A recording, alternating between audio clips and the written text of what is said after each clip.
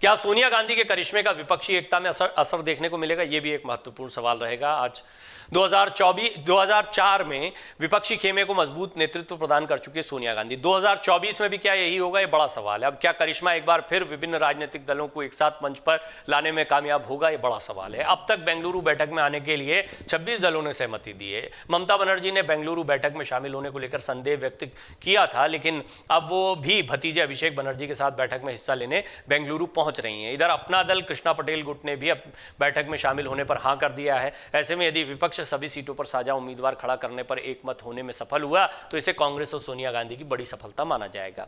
सोनिया गांधी की कोशिशों का परिणाम माना जा रहा है कि पटना बैठक के बाद अचानक कांग्रेस विपक्षी दलों की एकता में लीड में दिखाई दे रही है। यही कारण है कि कांग्रेस ने इस बैठक को न केवल अपने शासित राज्य में कराने का निर्णय लिया, बल्कि उसके केंद्र में सोनिया गांधी को लाकर खड़ा कर दिया। कांग्रेस को यह मजबूती हिमाचल प्रदेश और कर्नाटक के विधानसभा चुनाव से मिली है। जिस तरह देश के मुस्लिम मतदाताओं ने विभिन्न चुनाव में एक सुर में कांग्रेस को समर्थन देने का संकेत दिया है, माना जा रहा है कि आगामी लोकसभा चुनाव में कांग्रेस मजबूत स्थिति में होगी। इस आधार पर कांग्रेस दक्षिणी राज्यों के साथ साथ उत्तर प्रदेश और पश्चिम बंगाल जैसे राज्यों में भी मजबूत होगी। यही कारण है कि मुस्लिम मतों के दूसरे दावेदारों को कहीं न कहीं कांग्रेस के साथ आने में भी अपनी भलाई दिखाई देती है। विपक्षी एकता को स्थापित करने में यह समीकरण कारगर होता दिखाई पड़ रहा है। इन परिस्थितियों के बीच कांग्रेस विपक्षी एकता की धुरी बनकर उभर सकती है, जो न केवल कांग्रेस को मजबूत करेगी बल्कि इससे 2024 की लड़ाई रोचक होगी। हालांकि विपक्ष के कुछ प्रमुख दलों के विपक्षी बैठक में शामिल होने पर अभी भी संशय बरकरार है। बसपा नेता मायावती ने लोकसभा चुनाव में अकेले दम पर जाने की घोषणा की है। बसपा को साथ लिए बिना उत्तर प्रदेश जैसे महत्वपूर्ण राज्य में विपक्षी एकता असरदार नहीं दिखती। यही कारण है कि बसपा को विपक्षी खेमे में लाने के लिए कांग्रेस पिछले दरवाजे से अभी भी कोशिश कर रही है, लेकिन जब तक दोनों दलों में समझौते की बात सामने नहीं आती, इसको लेकर कुछ नहीं कहा जा सकता। 2024 में बीजेपी को हराना बैठक का मकसद दिखाई पड़ता है। इस बैठक का मकसद मौजूदा मोदी सरकार के खिलाफ 2024 के आम चुनाव से पहले दमदार विपक्ष तैयार करने की कोशिश है। नीतीश का कहना है कि अभी सभी पार्टियों को एकजुट करने की कोशिश की जा रही है। विपक्ष में प्रधानमंत्री का चेहरा कौन होगा, इस पर चर्चा नहीं की जाएगी।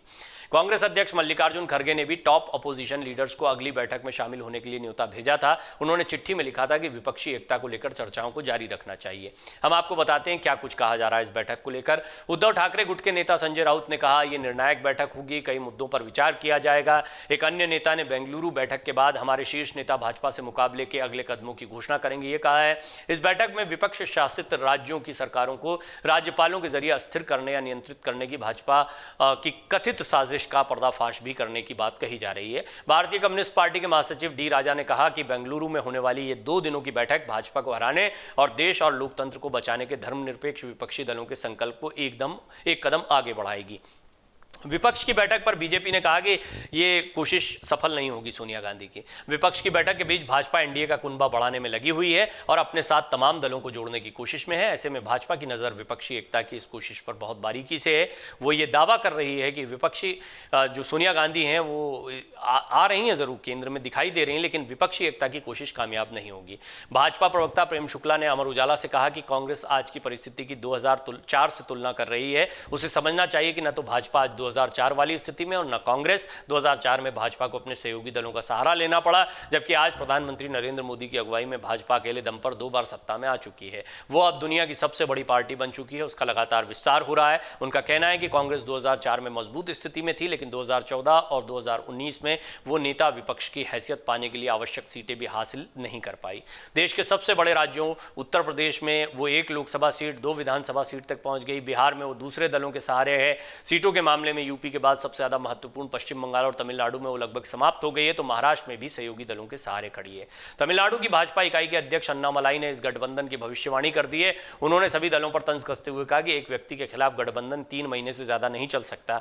उन्होंने ये भी कहा कि कोई भी बेंगलुरु में होने वाली विपक्ष की बैठक के बारे में जानना नहीं चाहता। अमर उजाला अब आपके टीवी पर भी। अपने स्मार्ट टीवी पर यूट्यूब पर सर्च करें अमर उजाला, चैनल सब्सक्राइब करें और देखें ताजा खबरें, वो भी HD क्वालिटी में। और हाँ, बेल आइकन दबाना ना भूलें ताकि हर खबर हो आपके घर। अमर उजाला, निष्पक्ष, निर्भीक, निरंतर।